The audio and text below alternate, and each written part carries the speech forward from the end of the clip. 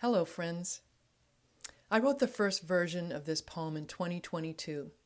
We were celebrating the 20th anniversary of the Masters in Learning and Organizational Change program at Northwestern University, where I've had the wonderful opportunity to be adjunct faculty since the program began. We celebrated with a day of learning, and I was asked to prepare a workshop using William Bridges' framework, Managing Transitions, which is basically the human side of change, the emotional and psychological adjustments we go through as we experience change in our lives. I was joined by two wonderful colleagues, Lisa Jager and Renetta McCann, and we called our workshop, What If the Neutral Zone Isn't Neutral?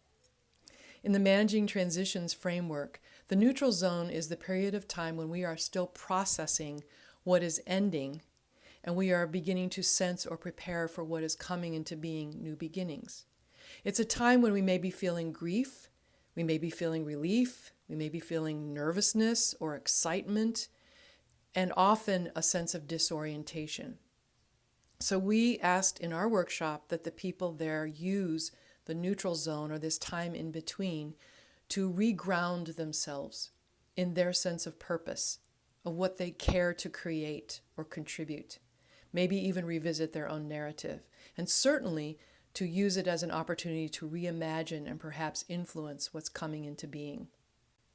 Now, as time went on, I wanted to make the poem more available because I see this process of us going through the endings and the neutral zone, the new beginnings, happening in many dimensions, individually, in our identities, in our internalized ideas, in our relationships with each other, our families, our neighborhoods, our communities, our countries, how we relate across national borders, how we relate to the earth.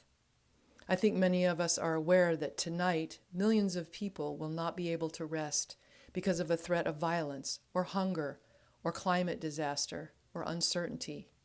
And the decisions and choices we're making now have vast and long-term implications. So it's my sincere desire that we together ask the questions, how might we create the conditions for every person to thrive?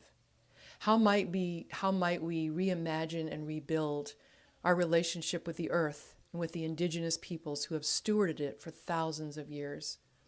And together seek new ways of being together on every dimension. So I offer this poem in support and encouragement for whatever way you have discovered you want to make the world a better place.